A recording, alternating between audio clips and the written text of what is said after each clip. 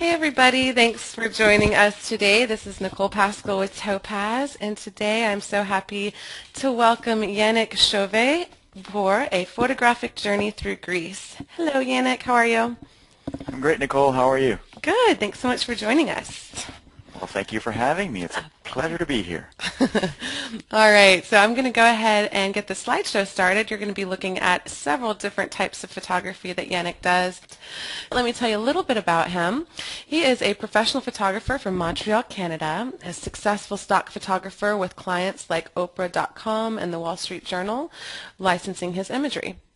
For the last few years, he has been focusing on publishing houses with publishers like Wiley and Elsevier, producing a wide range of books for the private educational sector.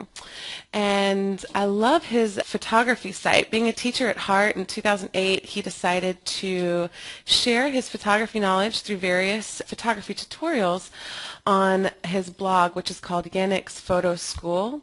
It's a free blog and has been really successful. His most recent activity that he's been working on, he's been the co-creator of a highly acclaimed iPhoto photo app, or iPhone photo app. It's called King Camera, and he's currently working on another mobile app as well. So I'm excited to check those out. And with that, I will hand it over to you, Mr. Yanik. Well, hello, everybody, and thanks for joining me on this Topaz adventure through Greece. Basically, I had the pleasure and the privilege to travel the world throughout my youth. Since the age of 21, I've been backpacking throughout the world, Asia, Africa, Europe, Australia. And in Europe, a couple of years back, I went island hopping in Greece for about a month. And I can honestly say that all the European countries that I've done in the area, Greece is probably the most beautiful country in Europe. There aren't that many exceptions apart from Italy. Considering that I'm a foodie, Italy ranks probably number one. But after that, when it comes to architecture, island, landscapes, seascapes, Greece is number one on my list. And let me just show you briefly where Greece is for those of you that might not know. Whoops, the other way. So we have Italy right here, and Greece is this pink thing there. So I basically focused on the southern part of Greece. I did some island hopping. So I landed in Athens and made my way down to Crete and kind of did a circle around down to Rhodes, Simi Island, which is gorgeous, and of course Santorini, which is the poster child of Greece. Probably 95% of the photos you see advertising Greece come from Santorini, and I have probably half of my photos were taken there as well. And I did a couple of more islands, Folegandros, Sifnos, Serifnos, Naxos, and we'll see some pictures of those places as well. I also did a nice little montage. I shot lots of video over there with my DSLR as well, and with my iPhone. At that time, I had the iPhone 3G, which is a super high 2-megapixel phone, and I took a couple of hundred shots with that as well. So we're actually going to be using a couple of those shots with the Topaz products.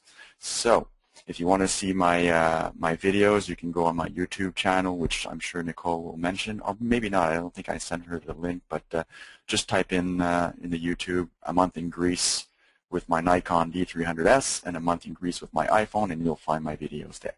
All right, enough about that.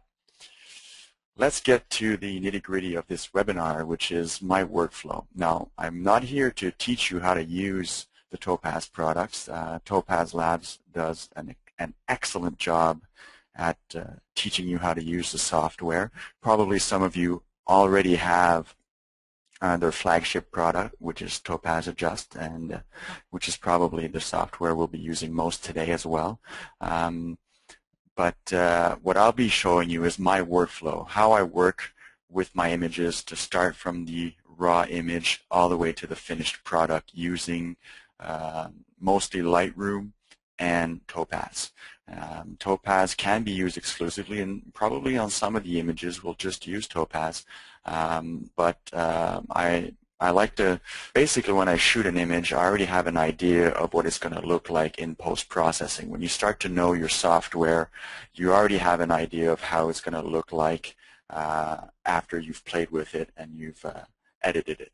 And that's the way I kind of see when I look through the viewfinder. I already have an idea, wow, this image will look great using Topaz Adjust, blah, blah, blah, or maybe not. So that's pretty much, my workflow already starts when I'm taking the photo before I even get back home. Since the introduction of Lightroom 2, I have to admit that Photoshop has taken the back seat. For me, Lightroom is more than photo editing, it's photo management as well. So, and the editing tools are extremely powerful. So I'd say about 90% of my post-processing is done in Photoshop versus Lightroom. In Lightroom versus Photoshop, the other way around. And of course, there are many plugins that I use within Lightroom, and one of them are the Topaz products. And great with Fusion, which is their kind of like their bridge, the bridging the gap between the software. I use Fusion works in the background basically to access all the Topaz products and work seamlessly with Lightroom. All that said and done, let's get ready. So when I landed in Athens, well, I had to visit the Acropolis, of course. I mean, it's the thing to see in Athens. And this is one shot. I mean, it was really, really hard to get a shot of some of the ruins without having any scaffolding, because everything was in construction, and about a couple of hundred tourists lying around there as well, having lunch and taking photos. So it was pretty hard, and you all want that one authentic shot where it kind of looks like you were there in ancient Greece without having telephone wires or scaffolding or anything like that. So I got this shot. It was probably not the best ruins, but it was probably one of the only cleanest ones around. And it was a nice and cloudy day, and I think when I took that shot, I actually thought, I can boost the dynamic range of those clouds in Topaz, Adjust, and I think we can get a pretty cool picture out of it. So looking at it right now, it kind of looks ho-hum, but let's go right ahead and go into Topaz Adjust. So edit in Fusion Express, which is the bridge. Edit a copy with Lightroom adjustments. Not that I did anything in Lightroom yet.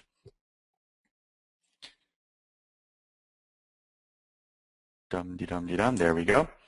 Topaz Adjust. Run. And there we go.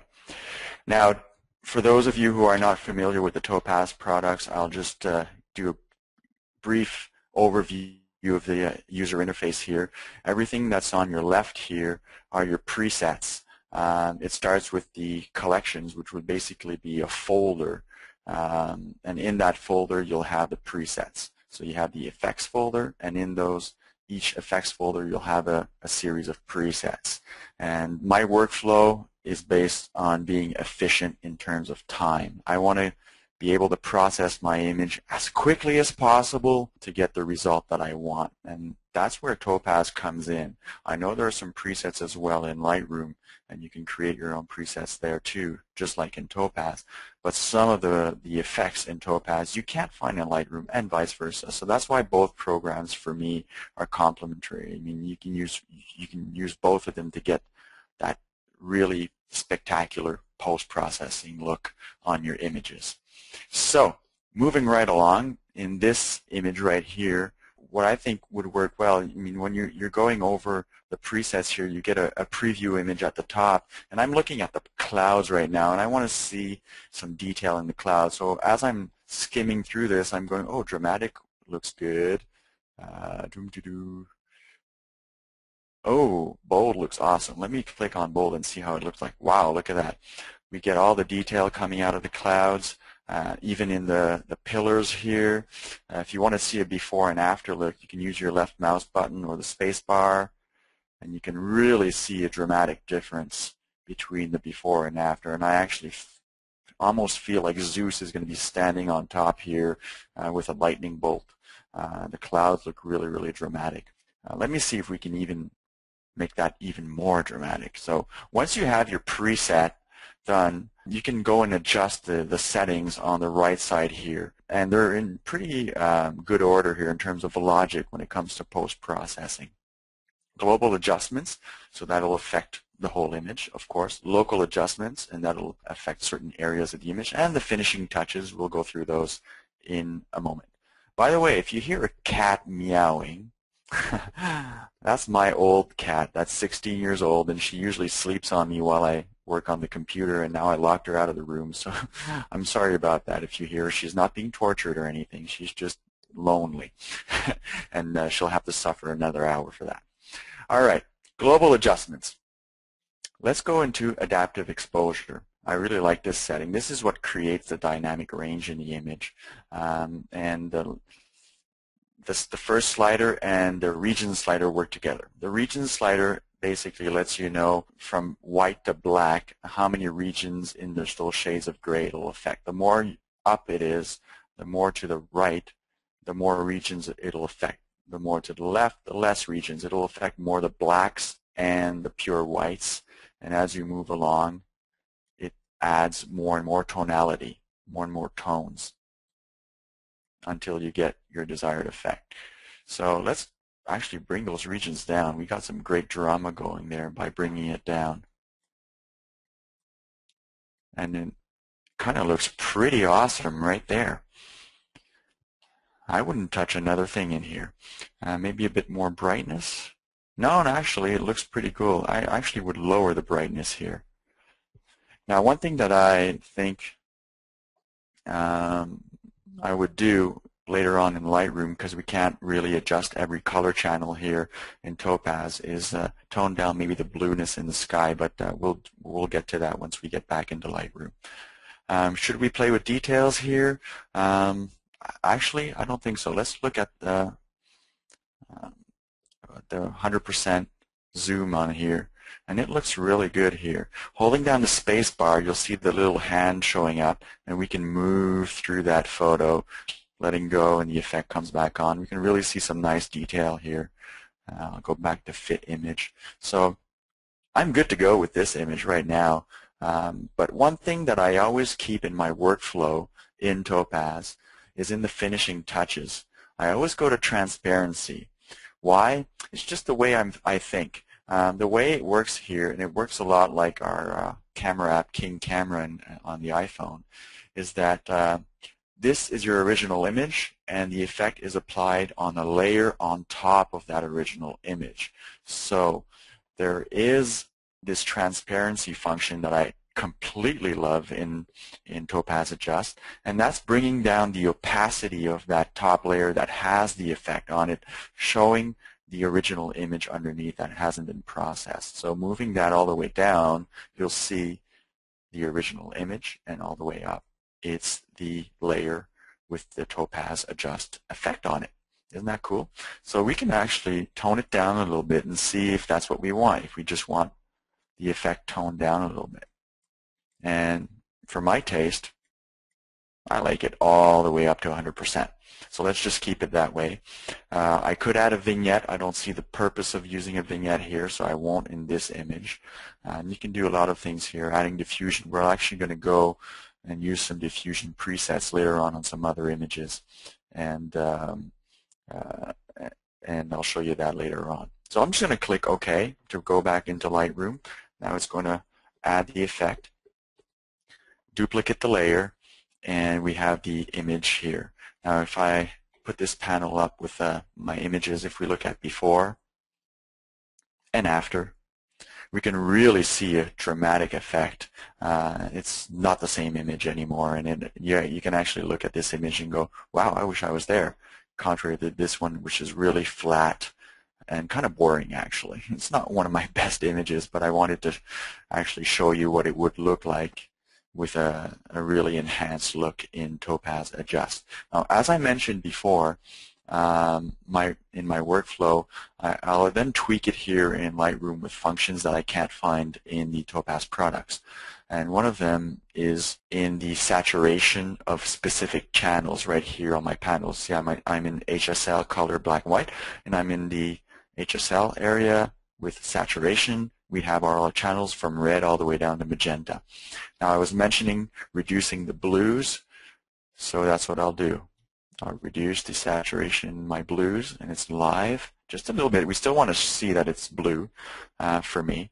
And to me, there's a little bit too much warmth in those pillars, so I'll reduce the oranges just a tad as well to get more of a gray, gritty rock feeling. And for me, this is a finished image. Vignetting, I don't think so. I'll just leave it at that. There is a little bit of vignetting that was added when we added our effect, our bold effect, and it's just perfect like that for me. Of course, it's art and it's subjective, and you guys might want to do something else to the image, but you'll get an idea of my workflow, and this is, for me, an awesome image now. And as I mentioned before, I took a couple of hundred photos with my iPhone, and the bad thing about taking pictures with mobile devices, especially in low light condition, is the grain, the noise that's introduced here. If I zoom in on this image, let me just see here, 3:1. There we go. You can see the JPEG artifacting in this image is completely awful. So what's great about that is that there's an awesome Topaz product called denoise, and it does a heck of a good job, not to say another word, and in most cases it does a better job than Lightroom. So I'll go in there, especially for JPEG images or raw images that have really, really awful noise in them, and I'll go into denoise for that. It's a really powerful software. So of course, again, here we have our presets on the left, and then we can tweak them here on the left. And since it's a JPEG, we'll look at JPEGs. And what's important here, and what pretty much all denoising softwares do, is also soften the edges up a little bit. So we want to find the right balance between reducing the noise in an image but keeping some detail in there. And that's what we're going to try to do here in denoise. What's great also about this software is that we have different preview modes here on the right, on the top right. Now we're in our standard RGB mode, but we can go into a black and white mode, and sometimes it doesn't really affect this image, but we'll see gradients of noise even better in black and white. There's a color mode here. We can see the edginess here that we want to keep, and some of the noise in here. But mostly what I'll be using is the red and blue, and we can see the red noise in this image and the blue noise in this image. There's a lot of red noise in here, and we'll work with that. But let's just go back to the standard RGB and look at which preset we'll use. Let's start with moderate and see what it does. Awesome. Moderate looks really good, actually. Let's see the details here. The details are kept in the buildings. I'm liking this. It's actually, there's still a bit of artifacting. I don't think you guys can see it because of the low resolution webinar, but there's still a tad ball. If I go on strong, it's really slick and washed out, a little too much for my taste. So I'll go back to moderate, and we still have some detail, a little bit of JPEG artifacting, but I could actually live with that as is. Let's go into dark corners here on top here. Yeah, we can see a bit more in the dark areas here. So I can go here in overall strength on the right and just move it a tad and see how that looks. Wow, just moving it to 0.17 removed almost all the JPEG artifacts. There's still a little bit here, but that's not too bad. To the naked eye, you can barely see it. And my detail is kept in my buildings here. Now we can also use on a detail recovery here the reduced blur. So that'll bring back a bit more of the details, and it'll remove some of that washy-washy look that we see on some of the images. And here at this level looks awesome to me. So I would use denoise for this. Now if I had taken about 10 or 15 photos here with that type of noise, I would actually save my preset by clicking the Save button here, but I won't do that for now. I'll just click OK. Going back into Lightroom. Boom. There we go. That's the first thing I did, was remove noise. My eyes are made that way. That's probably the first thing I do when I have low light images with noise.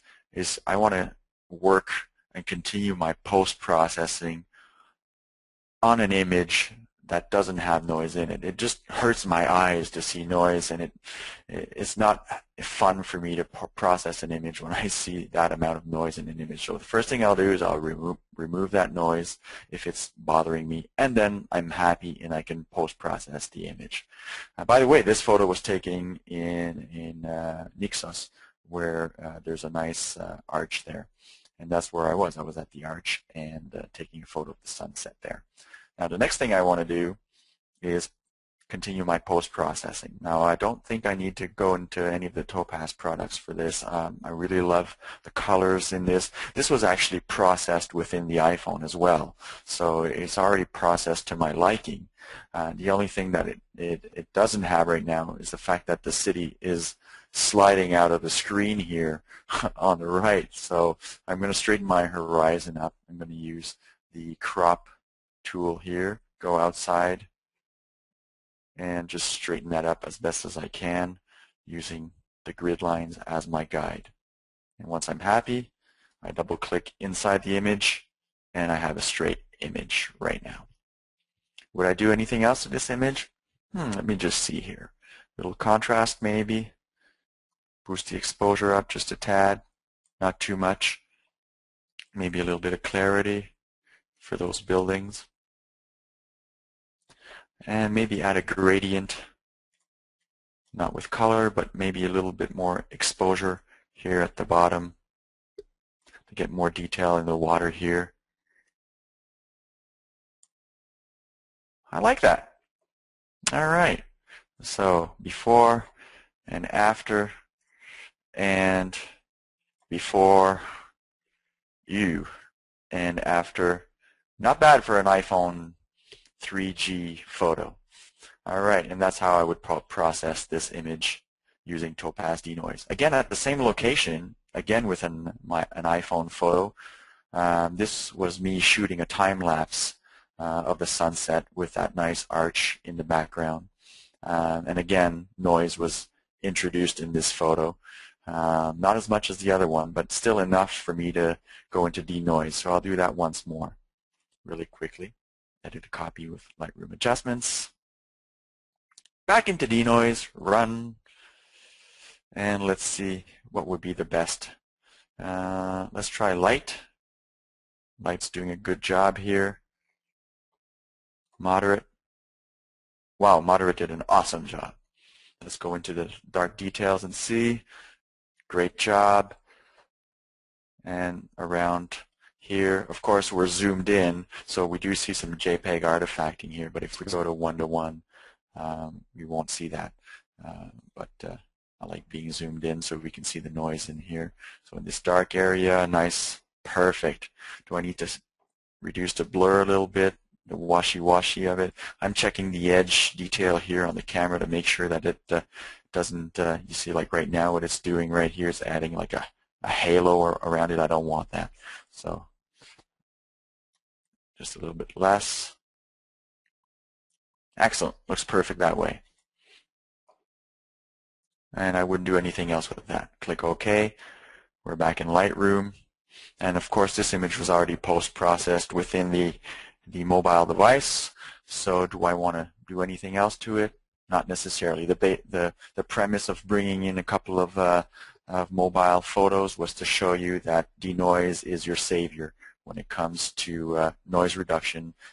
Shooting with such a small sensor, you get tons of noise in low light, and denoise just works miracles on your mobile photos.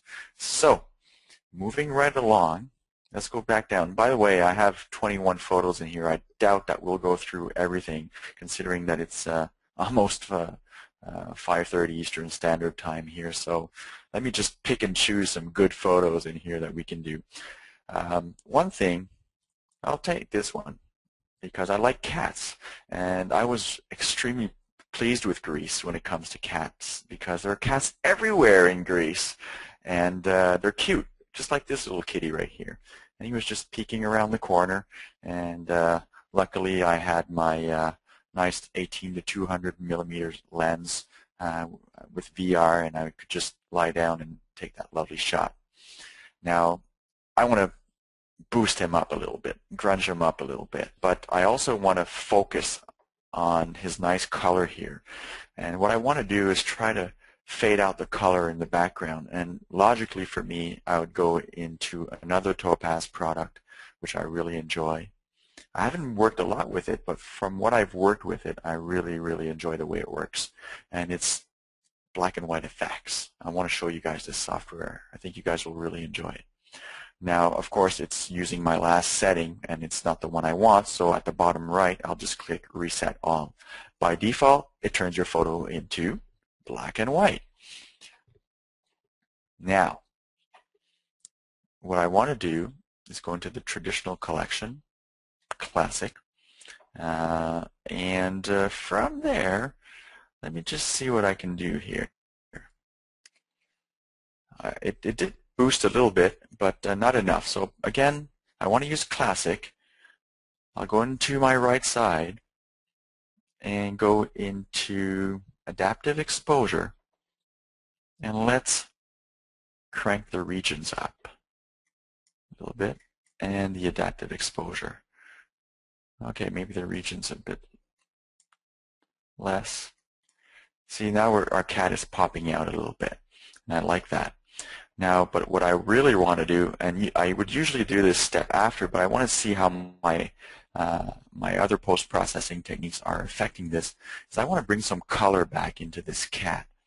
And what I want to do for that is go into local adjustments, and there's a color option.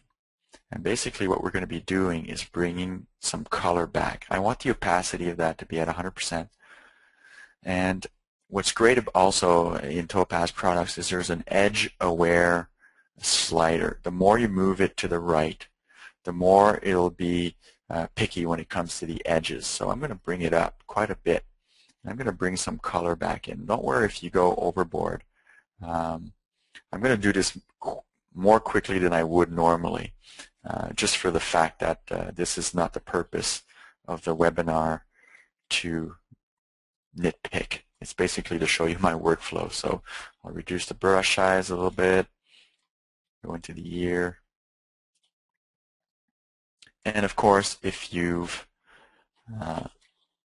bled out, as we can see right here, we bled out, there's an eraser. And you can just go in here using the eraser along the edges here. Again, holding the Shift key. There. Going back to fit.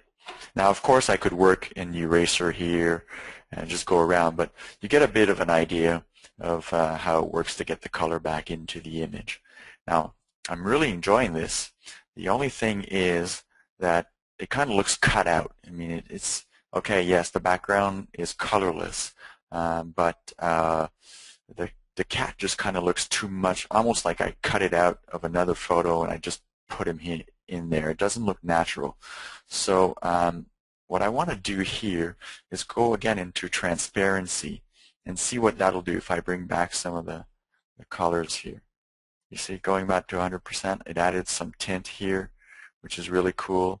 I can go into the silver paper, and you see right away it applied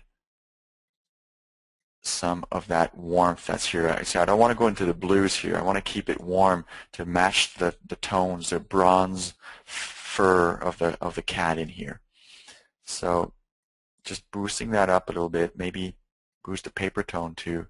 Not all the way up because that'll look kind of weird, but maybe halfway. There we go. So it kind of brings out a bit of warmth in the image that matches the cat, so it kind of, the cat doesn't look as cut out as before.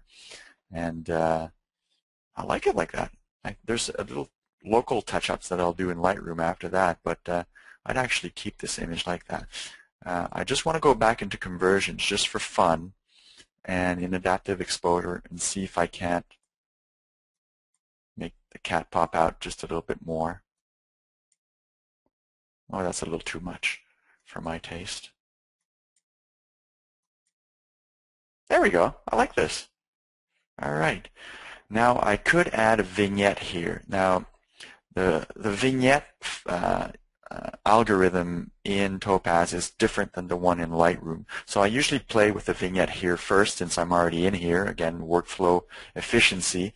And if I don't like it, I just turn it off and I try it in Lightroom.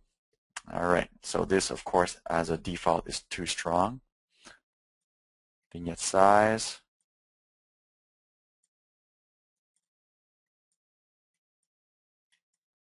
And the transition.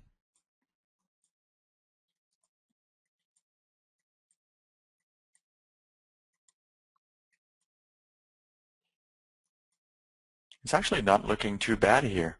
I'm going to keep this. Let's turn it on by unticking the box here on the left side of the name. You can see what it looks like without that effect on it, and back. And yeah, it does bring my eye into the cat's face, and I like that. And I'm going to keep it.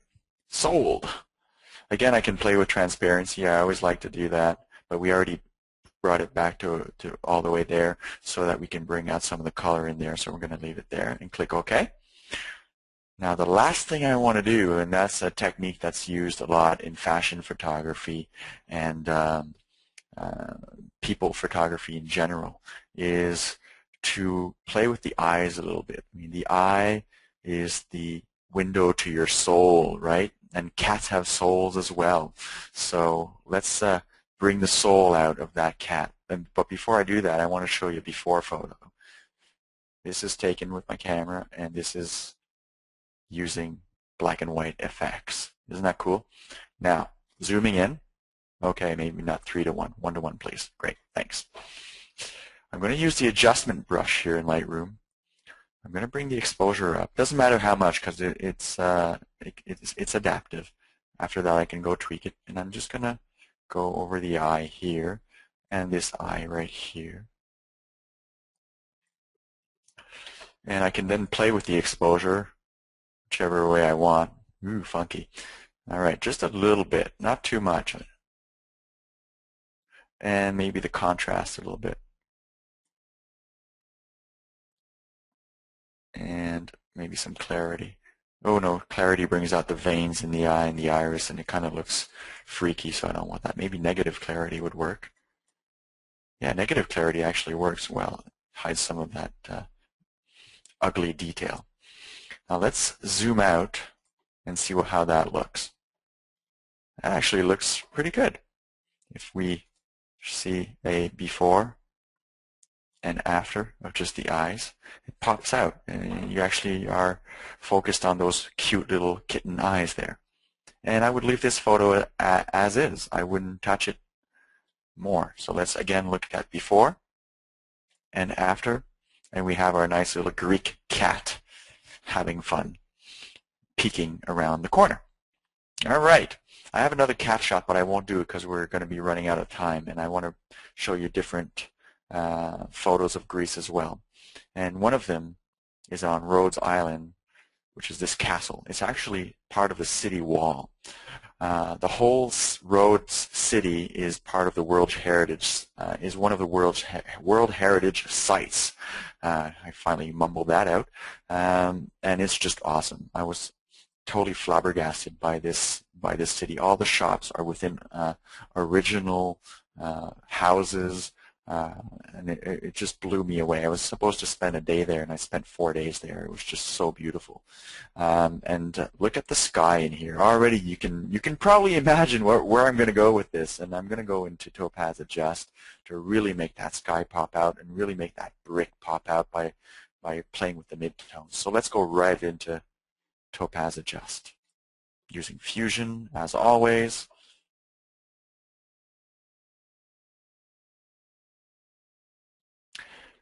And Topaz Adjust. All right, let's reset all.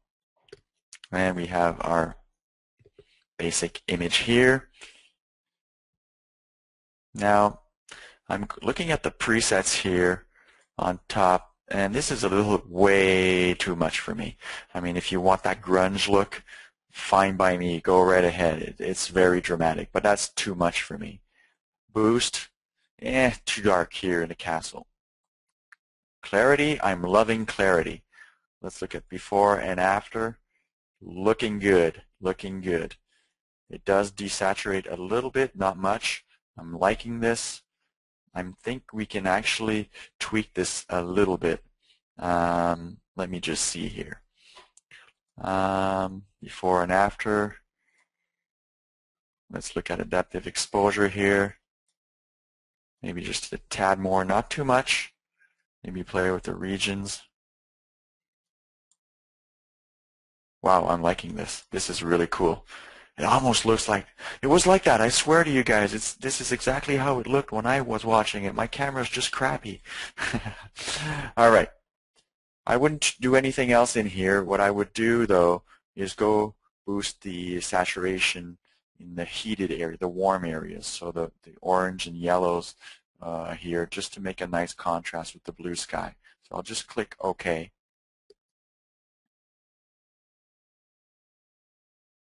And there we go.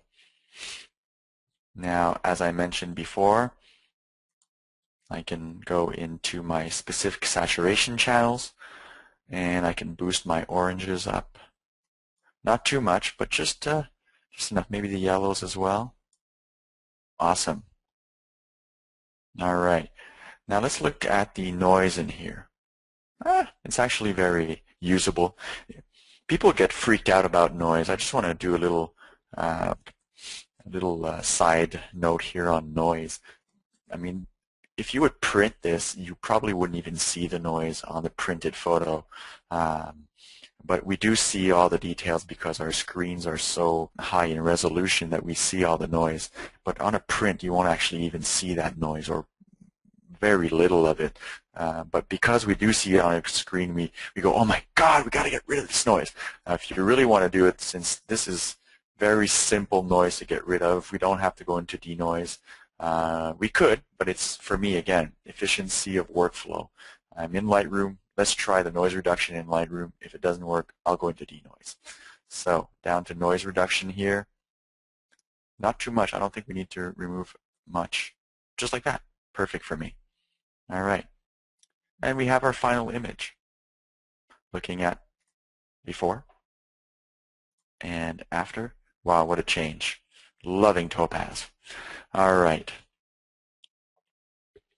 Next image. Let me see. Which one will I pick? Which one will I pick?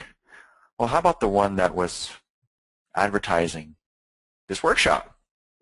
This is Santorini. It looks like a Smurf village to me, a little bit taken from this distance. I can almost see the little Smurfs coming out of the houses. But it's picture perfect. I mean, you go to Santorini with your camera, you don't even need to look in the viewfinder. You can just take your camera and just start shooting anywhere, and you'll probably always get a good picture.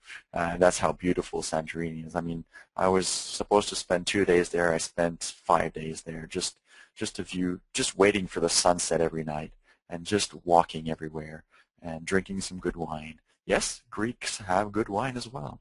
And just being amazed by this architecture. So this photo actually doesn't do it justice, so we're going to try and do it justice by going into Topaz Adjust. So let's do this. Let's see here, going through the, now that takes away too much color. Aha, I'm liking this, because it was actually at sunset, almost. So the colors were more saturated than my original. So I'm liking this. This is almost exactly how I saw it. How could I improve that a little bit? Let's go see. I'd go into details this time and bring out some of the details. Not too much. I don't want to boost the details too much, but a little bit. I like to boost details when it comes to architecture so that we can see the brick, the texture within the walls and everything. So I'm going to usually bring it to 1:1, 100%, and then move the strength of this so we can see the texture. And I'm liking this. So before and after, looking good. I'm loving this. Now, there's some darkness here and I can solve this in Lightroom. So I'm just going to click Apply. And back in Lightroom, I'm going to go get some details in the shadows here. So in my basic panel here, there's one called Shadows. So again, I'm going to zoom in and then just bring out some of the shadow details. I don't want to bring out too much because we'll lose some of that depth within the architecture. But I think that's looking good. If we go to before and then to where we had it, and it actually makes it look sunnier, and it makes it look happier, and it makes you actually want to be there even more than before. So would I do anything else in here? I don't think so. I mean, there's some noise. There's a little bit of noise that was added during the Topaz effect, but again, you can't go overboard, and it's really minimal. If you really want to go with it, I can just remove just a tad like this, and we have our final image here. Before and after. Again, if I would have done that in Photoshop or even in Lightroom, tweaking everything, it would have been a longer process than just going into Topaz Adjust, clicking on a preset, tweaking that preset, and coming back into Lightroom. So that's one of the great things about this software. Now, I want to do just one more. So I'm going to take, again, this is in Santorini, but I want you to see another great feature in Topaz Adjust, which is probably the opposite of what we've been doing, which is more bringing the tonalities and the midtones. I like to add a diffused glow on some of my images to give it that dreamy feel. Almost like an Orton effect, kind of, to the point that my partner and I created an app called Camera Dream, which actually does that, the Orton effect. But in Topaz Adjust, we can add some diffusion to our images, and there's actually a couple of presets that have that, and that will add that nice, soft, dreamy look. I mean, this is a sunrise, and we want to go into our classic collection, and we have two here called Soft Focus 1 and Soft Focus 2. And Soft Focus 1, to me, does an awesome job. If we want, we can zoom in and look at the detail, and it's still there. We can compare it with Soft Focus 2, and Soft Focus 1, to me, does a better job. So now the colors are a little bit faded, and so we want to play with that a little bit. So going into here, going into color, I'm going to boost my saturation up. Whoops, wrong slider. Bring that back to me. There we go. Now we can boost it. Not too much. And that's pretty much what it looked like in that morning. We can even see the cruise ship coming into Santorini port. All right, that's looking good right there. I might actually go here into regions and play with that a little bit to bring out some of the details in the church. Not too much, because I want to keep that soft look on this church. So before and after, you see, got more details in the door, and I'm liking it as is. Would I do anything else to this? Maybe the details, just to get some of that texture back into the architecture here. And apart from that, I don't think I'd do anything there. I wouldn't desaturate any of the colors. I like the blue feel of the morning, that coolness. I don't even think in Lightroom I would do anything more to this image. Looking at our before shot and our after shot. Now, I did do some tweaking in Lightroom before. You can see in my history here, I cropped it and I did some spot removal. If I go here on the angle, there's some dirt on the building, and I did that, but I didn't do anything else. And this is using Topaz Adjust. So instead of doing a grunge look, we did a nice, soft, dreamy look to our image. And I think I'll hand it back over to Nicole unless she wants me to do another one. Oh, well, we have tons of questions coming in, so I think that we'll answer those for everyone out there. Thank you so much. This has been great so far. Lots of people writing in, enjoying this. We do have quite a few questions about the lenses that you took with you to Greece. Aha, yes. I learned from one of my first trips. I mean, I was trigger happy at first, and I would bring my big low pro backpack. I would even bring my laptop, and I would bring pretty much every single lens in my arsenal. I've learned from experience now that that stuff is heavy. So I now leave with one camera body. I would actually leave with two before. So I would one DSLR body, which is my D300S, and one or two lenses depending on the trip. I bought the 18-200 VR lens. It's not the sharpest lens in the box, but it is the most versatile, and for travel photography it's perfect. I mean, I get a wide angle on that, I get an awesome zoom on it, and it's probably the lens that stays on my camera 99% of the time. There are some exceptions, like last year I went to, or was it 2 years already? A year and a half ago I went to Costa Rica, and I knew that I was going to shoot hummingbirds and animals and trees, so I wanted a longer zoom, so I brought my 80-400 as well with my 18-200 millimeter. And those are the only two lenses that I brought. All right, good to know. All right, we have a question from Philip who's asking, let's see here. He says, I have a new 18 megapixel Canon 60D to add to his 40D and shoots in RAW and finds that some of his images looks flat. He says, okay, shot midday, so what do I expect? But he says now he can improve quickly in Lightroom and does, but his question is whether he should bother with Lightroom other than a white balance adjustment if needed, and then go right into, say, adjust with a TIFF and use his time better there. And yeah, it's a pretty vague question because every image is different. I mean, some images I wouldn't go into Topaz at all, and I'd be happy with just just doing a simple contrast adjustment on my photos, or maybe just a white balance. And some images I would only use Topaz, like I did with some of the images here. So I can't really answer that. It's specific to each image. okay, thanks. Let's see here.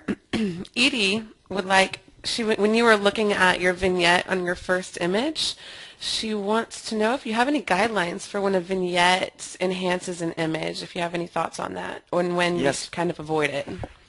Yeah, basically I avoid vignettes for landscapes and stuff like that because you really want to get a feeling of vastness usually when you're shooting wide angle.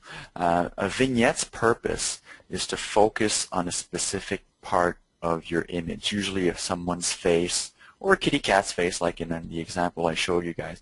So you want to draw the eye in by darkening around your photo.